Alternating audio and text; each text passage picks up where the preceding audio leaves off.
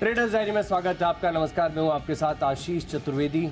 और नमस्कार, मैं हूं आपके साथ कुशल गुप्ता। कारोबारी हफ्ते का है पहला दिन और जो संकेत आ रहे हैं वो बेहद मिले जुले आशीष आते हुए दिख रहे हैं। हालांकि एफआईएस की तरफ से अब पिछले 2-3 दिनों से हमें बिकवाली का दौर देखने को मिल रहा है, पर ये बिकवाली आज भी कंटिन्यू रहती है या नहीं, ये एक बड़ा सवाल है। पर उससे पहले देख लेते हैं कि एसजीएक्स निफ्टी किस तरह के इंडिकेशंस दिखा रहा है, डाउ फ्यूचर्स क्या कह रहा है। एसजीएक्स निफ्टी में आप देखिए 44 अंकों की बढ़त के साथ कारोबार होते हुए नजर आ रहे हैं, और ये इसलिए क्योंकि अमेरिकी बाजारों में डाउ जोन्स थोड़े से पॉजिटिव निशान में भी बंद होते हुए नजर आए थे, तो उसका एक इंडिकेशंस यहाँ पर भी देखने को मिल रहा है। खासकर अगर आप यूरोपियन मार्केट्स की तरफ भी नजर डालें तो दो इंडाइसेस में यहाँ पर ऑलमोस्ट 0.5% से ज्यादा की तेजी होती हुई दिखी थी शुक्रवार के दिन में। तो इंडिकेशंस और क्यूज पॉजिटिविटी के साथ ट्रेड का बन रहा है। अब देखना है कि ओपनिंग तो अच्छी होगी, पर उसके बाद दिन के दौरान हम किस तरह से ट्रेड करते हुए नजर आते हैं, क्योंकि एफआईएस की तरफ से 2000 करोड़ से ज्यादा की कैश मार्केट में बिकवाली होती हुई नजर आई है। हालांकि कच्चा तेल ऑलमोस्ट फ्लैट कारोबार कर रहा है, बहुत ज्यादा उतार चढ़ाव वहां पर अभी नहीं है, बट डेफिनेटली ये हमारे लिए एक थोड़े से पॉजिटिविटी के संकेत है, क्योंकि कच्चा तेल अगर बढ़ता है तो इंपैक्ट नेगेटिव साइड पर भी आता हुआ नजर आ सकता है। एक बार डाउ फ्यूचर्स देख लेते हैं कि वहां पर किस तरह के संकेत अभी बनते हुए नजर आ रहे हैं। हाल फिलहाल में थोड़ी सी गिरावट बनी हुई है, ऑलमोस्ट 100 अंकों की गिरावट डाउ फ्यूचर्स अभी कारोबार कर रहे हैं, बट एसजीएक्स निफ्टी जो है वो उन्होंने अपनी जो बढ़त है वो बनाई हुई है। तो देखना है कि यहाँ पर किस तरह के संकेत आगे मिलते हुए नजर आते हैं। बट बहरहाल जिस तरह की खबरें, जिस तरह का नंबर्स वीकेंड के दौरान आते हुए दिखे हैं, उसके हिसाब से ही हमने अपनी सूची बनाई है। कुछ टेक्निकल चार्ट्स पर आशीष के काउंटर्स भी काफी सारे रहने वाले हैं, मेरी तरफ से भी 2-4 काउंटर्स इसी एंगल पर बेस्ड रहेंगे। तो चलिए पारी की शुरुआत कर लेते हैं। आशीष, किस तरह से पहले तो आप बताइए कि रणनीति बना रहे हैं आज के लिए, और आपकी टीम में कोई सेल है? देखिए कुशल, सबसे पहले तो आपने काफ़ी विस्तार से समझा दिए संकेत, लेकिन खास बात एक ही चीज़ पे नोटिस करनी कि आईसीआईसीआई बैंक और रिलायंस इंडस्ट्रीज दोनों इंडेक्स हैवी वेट है, अच्छे नतीजे हैं। तो इनफैक्ट निफ्टी को यहाँ से बढ़िया पुश आपको देखने को मिलेगा। बिकवाली वाला तो कोई भी स्टॉक नहीं है, एक स्टॉक है माफ कीजिएगा, जहाँ पर खबरों के चलते मैं बिकवाली की राय दे रहा हूँ। बाकी टेक्निकल बेसिस पर या फिर कोई ऐसा स्टॉक नहीं लग रहा है जहाँ पर आपको बड़ी सारे ब्रेकआउट और खबरें वाली भी आज मैंने सारे ले लियो। पूरे हफ्ते प्रयास करूंगा कि आज से ज्यादा खबरों वाले स्टॉक मेरी सूची में रहे, पूरी कोशिश रहेगी। तो क्योंकि चलिए आपका खबरों पे मेरा नतीजों शुरुआत कर लेते हैं। अच्छी सूची तैयार की हमने दर्शकों के लिए। तो सबसे पहले आप बताइए कैश की कैटेगरी। देखिए आशीष, कैश सेगमेंट में तेजस नेटवर्क्स नतीजे इसके काफी शानदार आते हुए दिख रहे हैं। इनफैक्ट निचले स्तरों से जिस तरह के यहाँ पर रिकवरी होती हुई दिख रही है, खासकर आप एबिटा लेवल पर देखिए तो घाटा था इनका करीबन 88 करोड़ रुपए का, इस बारी केवल 8 करोड़ का घाटा रह गया है। तो क्लियर कट यहाँ पर आउट परफॉर्मेंस दिख रही है, और वो इसलिए क्योंकि कंपनी की आय 300 करोड़ पर आती हुई दिखी है। पिछले साल यही आय का आंकड़ा 130 करोड़ का था। तो बड़ा गैप अप आपको रेवेन्यू पर आता हुआ दिख रहा है, और इसी वजह से अक्रॉस द बोर्ड आपको एबिटा लेवल पे, घाटे के लेवल पे, घाटा भी ऑलमोस्ट 50 करोड़ का था पिछले साल, इस बारी केवल 11 करोड़ का घाटा है। तो क्लियर कट सुधार आता हुआ दिखा है इनकी टॉप लाइन में सिग्निफिकेंट इंप्रूवमेंट की वजह से। इसीलिए मुझे लग रहा है कि तेजस नेटवर्क्स आज खरीदारी का मौका बन सकता है। 652 रुपए के लक्ष्य के लिए यहाँ पर खरीदारी करनी है।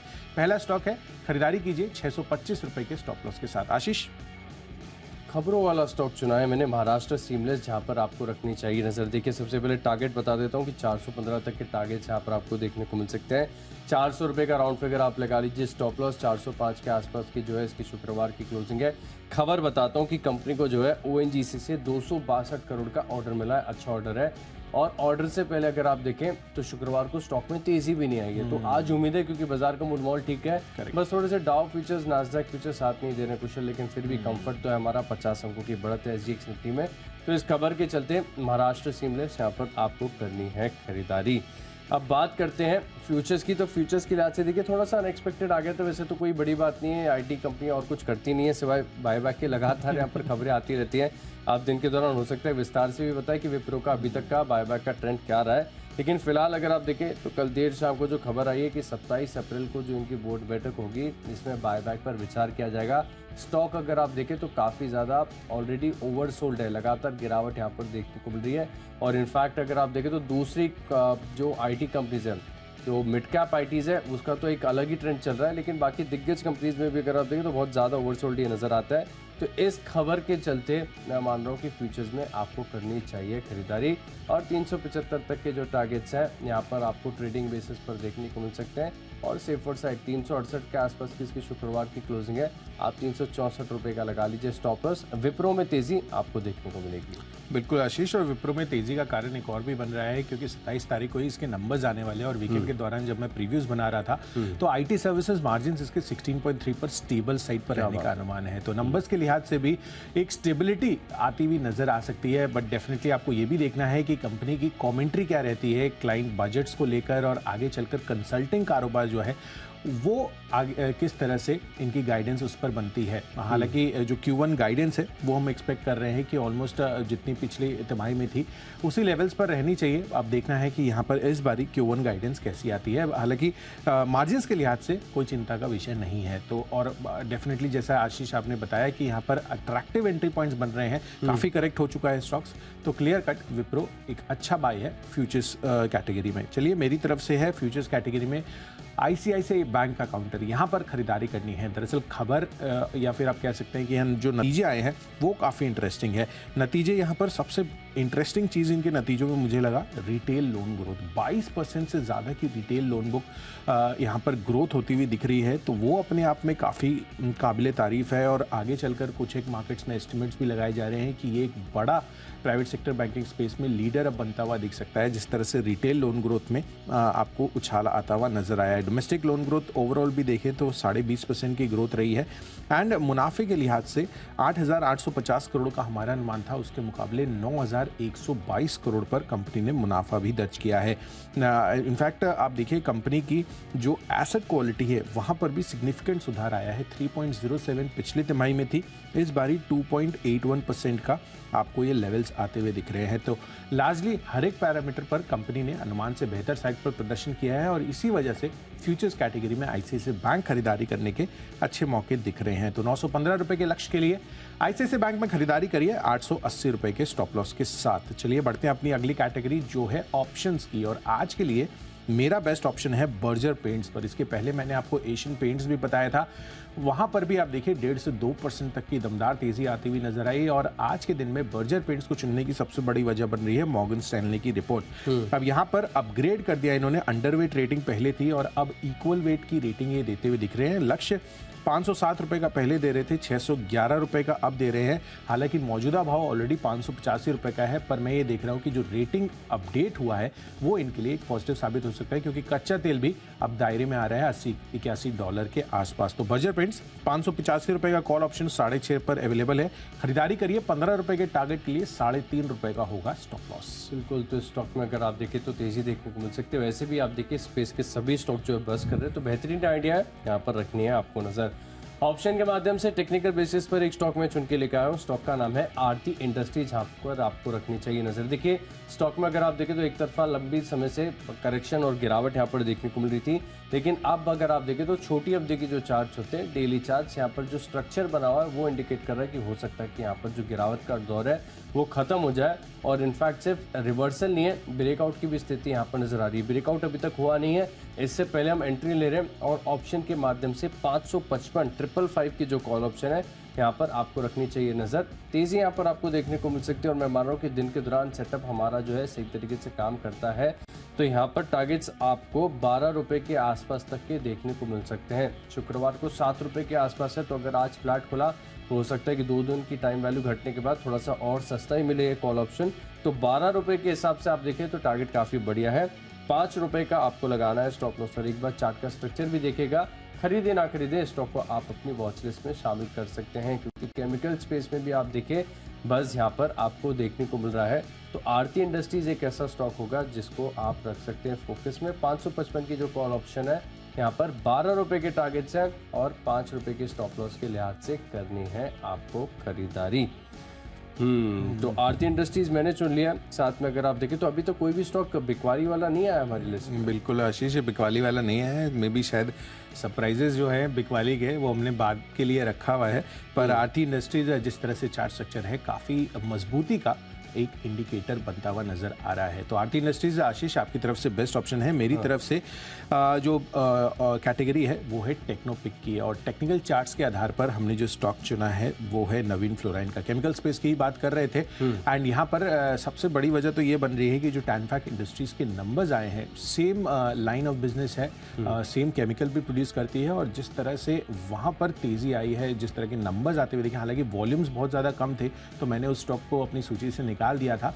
पर नवीन फ्लोराइन, एक तो इंडस्ट्री सेम है, नंबर्स उसके अच्छा है, तो एक फंडा एंगल हो गया, पर दूसरी तरफ आप चार्ट स्ट्रक्चर देखिए, क्या मजबूती यहाँ पर बनती हुई दिखी है। मीडियम चार्ट्स पर भी देखेंगे तो बेहतरीन तेजी का अब ये कैंडिडेट बन रहा है। ऑलमोस्ट 52 वीक हाई जो इन्होंने लगाया था 15 सितंबर को पिछले साल 4,847 रुपए के आसपास का, उसके पास ये पहुंचता हुआ नजर आ रहा है। इनफैक्ट आज का मेरा जो टारगेट है वो 52 वीक हाई भी ये ब्रीच करता हुआ नजर आ सकता है। 4732 रुपए के आसपास की प्राइसिंग है, 4,848 रुपए ये आज के लिए नवीन फ्लोराइन पर आपको लक्ष्य बनाना है, 4,680 रुपए के स्टॉप लॉस के साथ।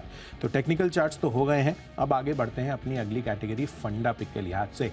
एंड फंडा पिक में मेरी तरफ से यहाँ पर है टाटा कम्युनिकेशंस का काउंटर। यहाँ पर आपको खरीदारी करने के अच्छे मौके बन सकते हैं। दरअसल यहाँ पर आप देखिए तो जिस तरह के इनके नंबर्स आए थे वो काफ़ी अच्छे थे। डेटा सर्विसेज जो कि करीबन 80% इनके ओवरऑल रेवेन्यू में कंट्रीब्यूट करता है, 2.2% के क्वार्टर ऑन क्वार्टर बेसिस पर ग्रोथ आती हुई नजर आई थी, जो कि हमारे अनुमान से भी बेहतर साइड पर था।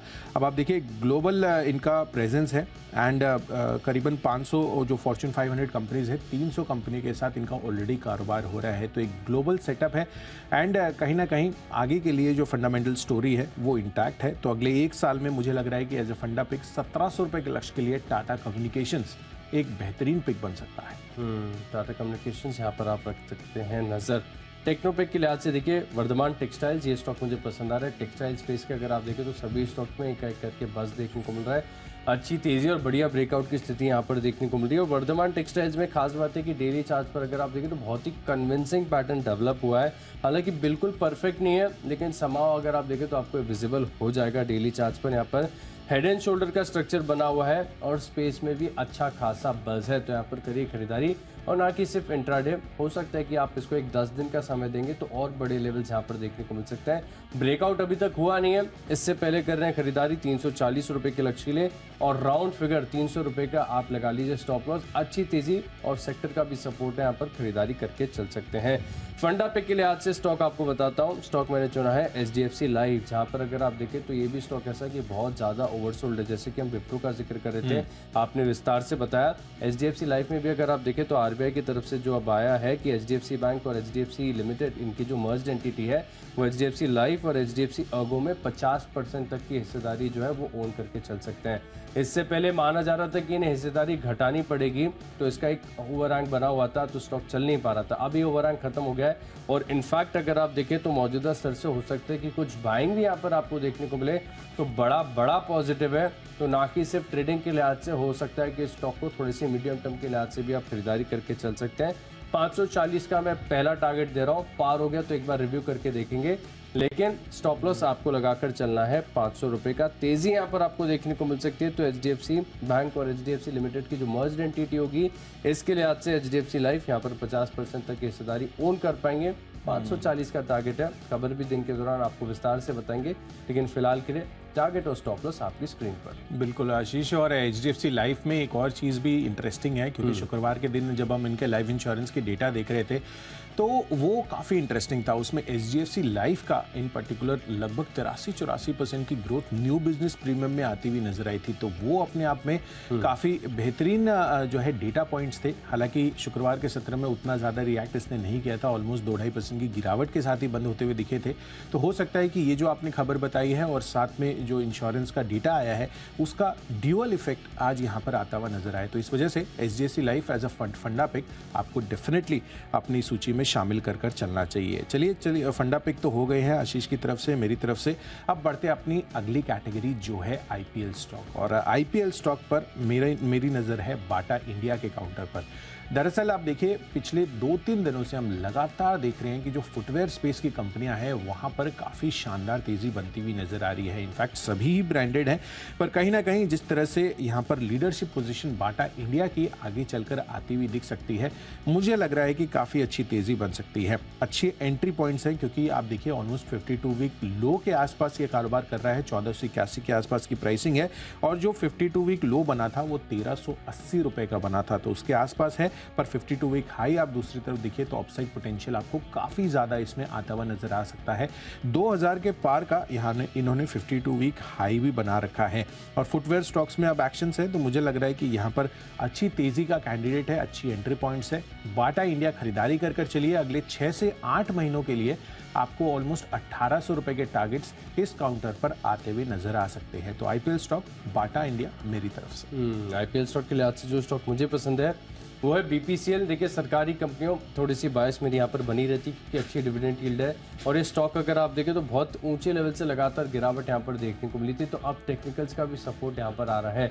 तो फिलहाल के लिए जो 5% की डिविडेंड यील्ड है अपने आप में काफ़ी आकर्षक है और साथ में आप देखें जो टेक्निकल्स का सपोर्ट है, मैं मान रहा हूँ कि 12 महीने यानी करीब करीब 1 साल का समय स्टॉक को देके देना चाहिए। आप मैं मान रहा हूँ कि तेज़ी यहाँ पर देखने को मिलेगी, 400 रुपये तक के जो टारगेट्स हैं यहाँ पर देखने को मिल सकते हैं। तो बीपीसीएल ये एक स्टॉक है जहाँ पर आपको रखनी है नज़र। अब बात करते हैं खबरों की, तो खबरों के लिहाज से अगर आप देखें तो स्टॉक में रडार पर है और 10 स्टॉक में से एकमात्र स्टॉक है जहां पर आपको करनी है बिकवाली। स्टॉक का नाम है सन फार्मा, जहां पर अगर आप देखें तो एक नेगेटिव खबर आई है। खबर बताऊं इससे पहले टारगेट और स्टॉप लॉस देख लेते हैं। 979 रुपीज़ का जो है आपको टारगेट ध्यान में रखना है, स्टॉप लॉस लगाना है 994 का। और कंपनी को अगर आप देखें तो यूएस एफडीए से कॉन्सेंट नॉन कंप्लायंस लेटर मिला है और मोहाली फैसिलिटी के लिए कुछ करेक्टिव एक्शंस के लिए भी इन्हों को बोला गया है यूएस एफडीए की तरफ से। तो इसके चलते मैं मान रहा हूँ कि यहाँ पर एक नेगेटिव खबर है, इम्पैक्ट यहाँ पर देखने को मिलेगा। वैसे तो फार्मा पैक अपने आप में काफ़ी मजबूत है, स्ट्रांग है, अच्छी तेज़ी यहाँ पर देखने को मिल रही है। एक और ऐसा ही एक स्टॉक है लिस्ट में जिसका स्ट्रक्चर थोड़ा सिमिलर है, खरीदारी की है, लेकिन फिलहाल इस खबर के चलते कोई बड़ी गिरावट नहीं है। 979 तक लुढ़क सकता है, 991-92 के आसपास की शुक्रवार की क्लोजिंग है। बिकवाली करके चलेंगे आप सन फार्मा में। बिल्कुल, तो सन फार्मा में बिकवाली करनी है आशीष। और साथ ही बीपीसीएल को लेकर जिस तरह की बातें आप बता रहे थे, तो डिविडेंड यील्ड तो है ही, साथ ही एक और चीज़ भी इंटरेस्टिंग है वहाँ पर, क्योंकि अगर कच्चा तेल दायरे में रहता है 80-82 डॉलर के आसपास, तो कहीं ना कहीं जितनी भी ओएमसीज है उनकी जो मार्केटिंग मार्जिन है वहाँ पर आपको सुधार आता हुआ नजर आ सकता है। तो वो भी एक बड़ा सपोर्ट बनकर आ सकता है अगर आप नतीजों के लिहाज से इसको सोचे तो बीपीसीएल उस वजह से भी आपको खरीदारी करने की अच्छी रीजंस दे रहा है। चलिए, खबरों के दम पर आशीष ने सन फार्मा बताया है, मेरी तरफ से है एमी ऑर्गेनिक्स। यहाँ पर खरीदारी करने के मौके बन सकते हैं। दरअसल इनके लिए एक खबर आती हुई दिख रही है कि कंपनी ने सेमीकंडक्टर इंडस्ट्री में अपने कदम रखे हैं। अब यहाँ पर करीबन 68 करोड़ में ये 55% हिस्सेदारी का अधिग्रहण कर रहे हैं बाबा फाइन केमिकल्स में। अब आपको याद ही होगा कि सरकार का किस तरह से सेमीकंडक्टर पर बड़ा फोकस बन रहा है। उन्होंने पीएलआई स्कीम जारी की थी जिसमें 76,000 करोड़ रुपए के इंसेंटिव्स दिए जाने वाले हैं। तो अगर एमी ऑर्गेनिक्स इस चीज़ का यूज़ करती है और आगे चलकर इनको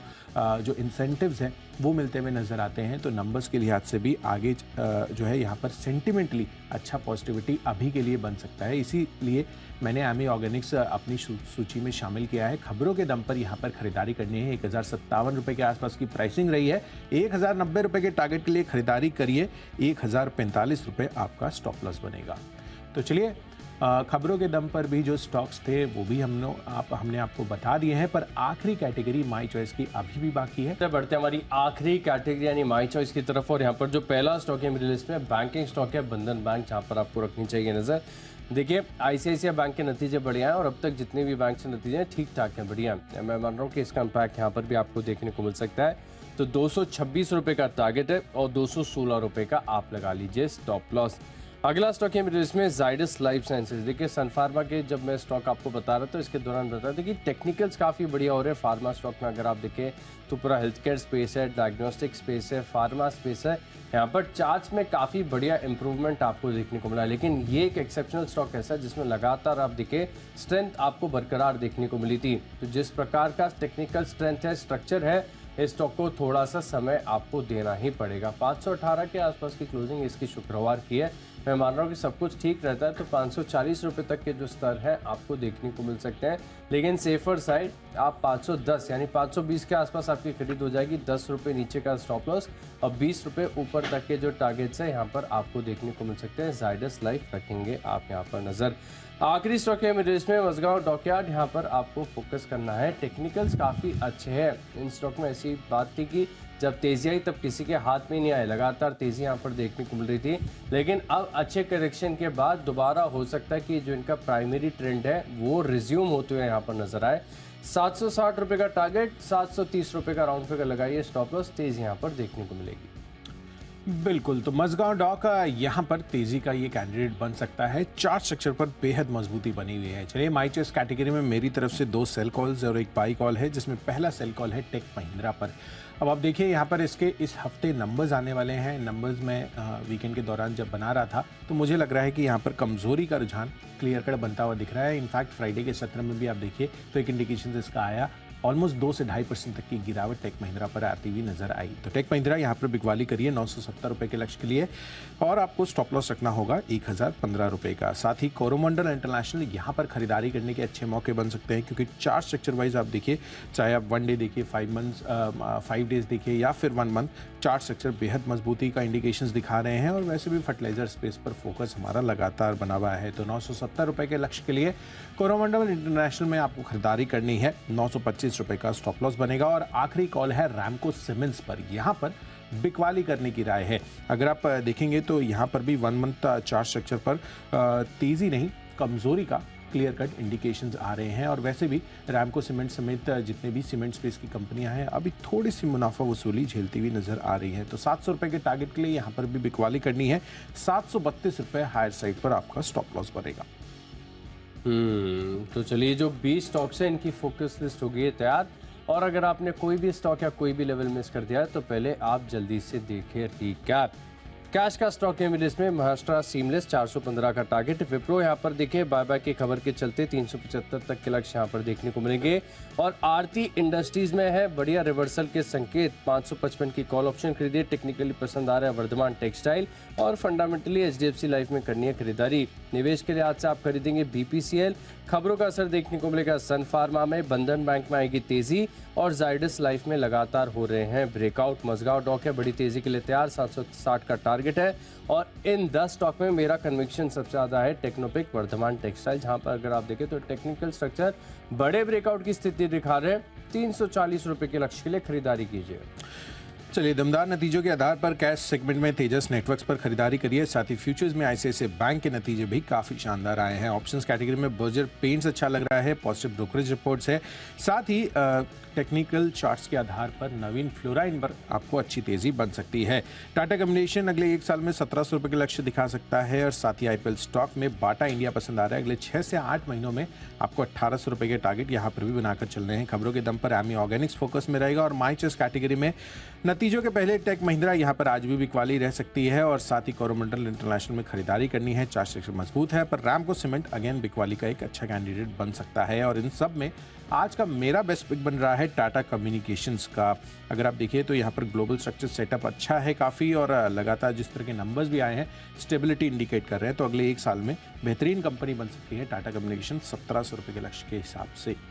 तो चलिए, सभी स्टॉक्स और उनके लेवल्स का हमने क्विक रिकैप तो आपको कर दिया है। पर कारोबारी हफ्ते की शुरुआत है, किस तरह से ग्लोबल क्यूज आज हमारे बाजारों पर इम्पैक्ट करेंगे। इनफैक्ट आईसीआईसीआई बैंक वीकेंड के दौरान नंबर्स आए हैं, देखना है कि इनका इम्पैक्ट क्या होगा रिलायंस इंडस्ट्रीज के साथ।